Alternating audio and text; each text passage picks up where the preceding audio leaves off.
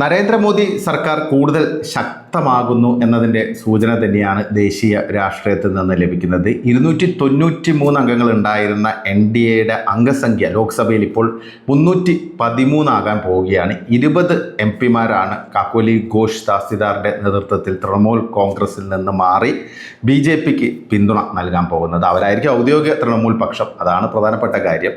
ശിവസേന മാതൃകയുള്ള ഒരു പിളർപ്പ് തന്നെയാണ് ഇപ്പോൾ നടക്കാൻ പോകുന്നത്. 20 എന്ന് പറയുന്നത് മിനിമമാണ്, ചിലപ്പോൾ 22 വരെ പോയേക്കാം എന്നാണ് പറയുന്നത്. അതുകൊണ്ട് തന്നെ NDAക്ക് ഇപ്പോൾ 313-315 റേഞ്ചിൽ ഒരു പിന്തുണ ലോക്സഭയിൽ ലഭിക്കാൻ പോകുന്നു എന്നുള്ളത്. 293 നിന്നാണ് ഈ ടാലി 313-ലെങ്കിലും എത്തിയിരിക്കുന്നത്. അത് ചെറിയൊരു കാര്യമല്ല, വളരെ കംഫർട്ടബിളായുള്ള ഒരു ടാലിയിലേക്ക് NDA എത്തിയിരിക്കുന്നു എന്നുള്ളതാണ്. പക്ഷേ അതേസമയം തന്നെ ഇന്ത്യ സഖ്യത്തിൻ്റെ അവസ്ഥ എന്താ? 190 MP-മാരുടെ പിന്തുണ മാത്രമാണ് നിലവിൽ ഒഫീഷ്യലി ഇന്ത്യ സഖ്യത്തിനുള്ളത്. 200 പോലും ഇല്ല. പക്ഷെ എന്നാലും രാഹുൽ ഗാന്ധി ഏതോ ഒരു സ്വപ്ന ലോകത്താണ്. അദ്ദേഹം ഇപ്പോഴും ചിന്തിച്ചിരിക്കുന്ന നരേന്ദ്രമോദി ഉടൻ അധികാരത്തിൽ നിന്ന് പുറത്തു പോകും. എപ്പോഴും ഇതിങ്ങനെ പറഞ്ഞുകൊണ്ടിരിക്കുക. കഴിഞ്ഞ ദിവസം ഇന്ത്യ സഖ്യത്തിൻ്റെ യോഗത്തിലും അദ്ദേഹം പറഞ്ഞു, രാജ്യത്ത് വല്ലാത്തൊരു സാഹചര്യമാണ് വരാൻ പോകുന്നത്, അതുകൊണ്ട് തന്നെ നരേന്ദ്രമോദി സർക്കാർ ഉടൻ അധികാരത്തിൽ നിന്ന് വീഴും എന്നൊക്കെയാണ് രാഹുൽ അവകാശപ്പെടുന്നത്. പക്ഷേ സത്യാവസ്ഥ എന്ന് പറഞ്ഞാൽ ഇതാണ് സാഹചര്യം. കാരണം ഉണ്ടായിരുന്ന പ്രബലരെല്ലാം അടുത്തിടെ നടന്ന ഇലക്ഷനിൽ തകർന്നടിഞ്ഞു എന്നുള്ളതാണ്. രാഹുലിന് പിന്നെ ഒരു ഗുണമുണ്ട്. കാരണം ഇന്ത്യ സഖ്യത്തിൻ്റെ നേതാവായിട്ട് ഇനി രാഹുലിനെ ആരും ചോദ്യം ചെയ്യില്ല എന്നുള്ളതാണ്. കാരണം രാഹുലിനൊരു ഈസി വാക്ക് ഓവറാണ് നിലവിലെ ഒരു സാഹചര്യത്തിൽ വന്നിരിക്കുന്നത്. കാരണം സ്റ്റാലിൻ തെറ്റിപ്പിരിഞ്ഞ് പുറത്തു പോയിരിക്കുകയാണ്, അധികാരത്തിൽ നിന്ന് പുറത്തുപോയി. അതുകൂടാതെ തന്നെ TVKക്ക് സപ്പോർട്ട് ചെയ്ത കോൺഗ്രസിൻ്റെ നടപടി ചതിയാണെന്ന് പറഞ്ഞിട്ട് ഇപ്പം DMK പുറത്തു പോയിരിക്കുകയാണ്. അവരിനി വരാനുള്ളൊരു സാധ്യതയില്ല. സമീപകാലത്തൊന്നും എന്തായാലും അവർ ഇനി ഇന്ത്യ സഖ്യത്തിലേക്ക് വരാനുള്ളൊരു സാധ്യതയില്ല. 30 MP-മാരാണ് DMKക്ക് ഉള്ളത്. പിന്നെ ആം ആദ്മി പാർട്ടി ആണെങ്കിൽ പഞ്ചാബിൽ അവർക്ക് പിടിച്ചു നിൽക്കണമെങ്കിൽ കോൺഗ്രസ് വിരുദ്ധ രാഷ്ട്രീയം തന്നെ പയറ്റണം. കോൺഗ്രസ്സാണ് മുഖ്യ എതിരാളികൾ.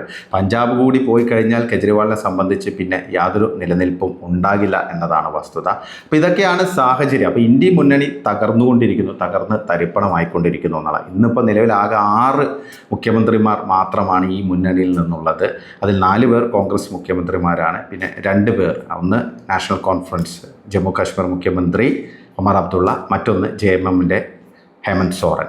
3 പ്രധാനപ്പെട്ട ആളുകൾ, പ്രത്യേകിച്ച് മോദിക്കെതിരെ വെല്ലുവിളി ഉയർത്തി നിന്നിരുന്ന 3 ആളുകളാണ് ചീട്ടുകൊട്ടാരം പോലെ തകർന്ന് തരിപ്പണായത്. MK സ്റ്റാലിൻ ഒന്നുമല്ലാത്ത സാഹചര്യത്തിലാണ് ഇപ്പോൾ നിൽക്കുന്നത്. പിന്നെ മമതാ ബാനർജിയുടെ കാര്യം പറയേണ്ടല്ലോ. കഴിഞ്ഞ ദിവസത്തെ ഇന്ത്യ സഖ്യത്തിൻ്റെ യോഗത്തിൽ വന്നപ്പോൾ മമതയെ കാണുമ്പോൾ ശരിക്കും വിഷമം തോന്നും. കാരണം എത്ര വലിയ ലേഡി ഹിറ്റ്ലർ ആണെങ്കിലും കാണുമ്പോൾ വിഷമം തോന്നിപ്പോകും. കാരണം മമതയുടെ ഈ ഒരു ഭാവം നമ്മൾ അടുത്ത കാലത്തൊന്നും കണ്ടിട്ടില്ല. വളരെ ശാന്ത സ്വരൂപിണിയായിട്ട് ഇങ്ങനെ നിൽക്കുന്നു, ഇടയ്ക്ക് ചിരിക്കുന്നുണ്ട്.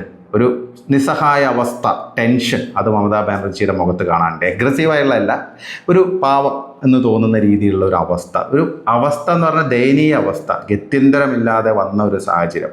അതാണ് മമതാ ബാനർജിയുടെ മുഖത്ത് നിൽക്കുന്നത്. കാരണം പാർട്ടി കംപ്ലീറ്റ് കയ്യിൽ നിന്ന് പോയിരിക്കുക. സ്വന്തം പാർട്ടിയെ പോലും കൈപ്പിടിയിൽ ഒതുക്കാൻ പറ്റാത്തൊരു നേതാവ് എങ്ങനെയാണ് ഇനി മോദിയെ വെല്ലുവിളിക്കാൻ പോകുന്നത്? ആകെ ഉണ്ടായിരുന്ന ഒരു പ്രതീക്ഷ ബഹ്റാംപൂരിൽ ഒരു ഉപതെരഞ്ഞെടുപ്പ് നടത്തി എങ്ങനെയെങ്കിലും ലോക്സഭയിൽ കയറിക്കൂടെ, എന്നിട്ട് മോദിക്കെതിരെ ഡയലോഗ് അടിക്കുക, റെലവൻ്റ് ആയിട്ട് നിൽക്കുക എന്നുള്ളതായിരുന്നു മമതാ ബാനർജിയുടെ ഒരു പ്ലാൻ. അതും പോയിരിക്കുകയാണ്. കാരണം യൂസഫ് പട്ടാൻ NDAക്കൊപ്പം പോകാൻ നിൽക്കുന്നു എന്നാണ് മനസ്സിലാകുന്നത്. യൂസഫ് പട്ടാൻ പോലും മമതയ്ക്കൊപ്പം നിൽക്കുന്നില്ല എന്നതാണൊരു സാഹചര്യം. എന്തിന്? മമതയുടെ ഏറ്റവും വിശ്വസ്തൻ എന്നറിയപ്പെട്ടിരുന്ന ഫിറാദ് ഹക്കീം, മുൻ കൊൽക്കത്ത മേയറും മന്ത്രിയൊക്കെയായിരുന്ന ഹക്കീം പോലും നിലവിൽ ഋതബ്രത ബാനർജിയുടെ ക്യാമ്പുമായി സംസാരിച്ച് ആ ഒരു പാളയത്തിലേക്ക് പോകാനിരിക്കുന്നു എന്നാണ് മനസ്സിലാക്കുന്നത്. മമതയുടെ ഏറ്റവും വിശ്വസ്തരായുള്ള ആളുകളാണ് മമതയെ പിന്നിൽ നിന്ന് കുത്തിയിരിക്കുന്നത്.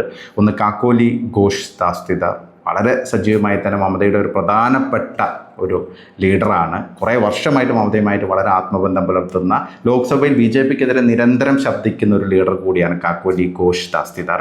ഈ കാക്കോലി ഘോഷിൻ്റെ നേതൃത്വത്തിലാണ് ഇപ്പോൾ ഈ വിമത വിഭാഗം BJPക്ക് പിന്തുണ പ്രഖ്യാപിച്ചിരിക്കുന്നത്. ഇനിയും രാജ്യവിരുദ്ധർക്കൊപ്പം നിൽക്കാൻ പറ്റില്ല എന്നൊക്കെയാണ് കാക്കോലി കഴിഞ്ഞ ദിവസം രാജ്ദീപ് സർദേശയ്ക്ക് നൽകിയ അഭിമുഖത്തിൽ പറഞ്ഞിരിക്കുന്നത്. ദേശവിരുദ്ധരാണ് തൃണമൂൽ കോൺഗ്രസിനൊപ്പം നിൽക്കുന്നത്, അവർക്കൊപ്പം ഇനി സഞ്ചരിക്കാൻ പറ്റില്ല. നരേന്ദ്രമോദി സർക്കാരിനൊപ്പം ഒരു പോസിറ്റീവ് പൊളിറ്റിക്സിന് വേണ്ടി ഞങ്ങൾ നിലകൊള്ളും എന്നൊക്കെയാണ് പറഞ്ഞിരിക്കുന്നത്. അപ്പോൾ ഇതാണ് സാഹചര്യം.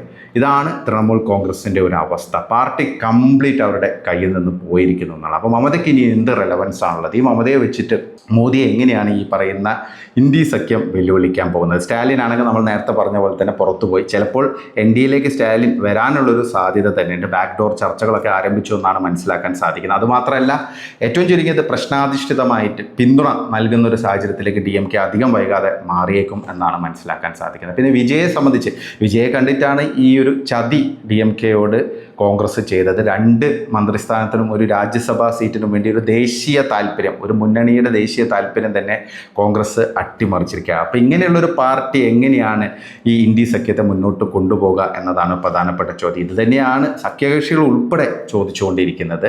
വിജയെ സംബന്ധിച്ച് വിജയ് ഒരിക്കലും കേന്ദ്ര സർക്കാരിനെ പിണക്കാൻ സാധ്യതയില്ല. ഒരിക്കലും അദ്ദേഹം ഇന്ത്യ സഖ്യത്തിൻ്റെ ഭാഗമായിട്ട് ഓപ്പണായിട്ട് നിൽക്കാനുള്ള ഒരു സാഹചര്യവും ഇല്ല എന്നതാണ് ഒരു വസ്തുത. അതുകൊണ്ട് തന്നെ ഇവിടെ ഒന്നും സംഭവിക്കാൻ പോകുന്നില്ല. NDA കൂടുതൽ കരുത്തരാകാൻ പോകുന്നു എന്നുള്ളതാണ് ഒരു പ്രധാനപ്പെട്ട വസ്തുത. പിന്നെ മറ്റൊരു കാര്യം നമ്മൾ മറന്നുപോയി.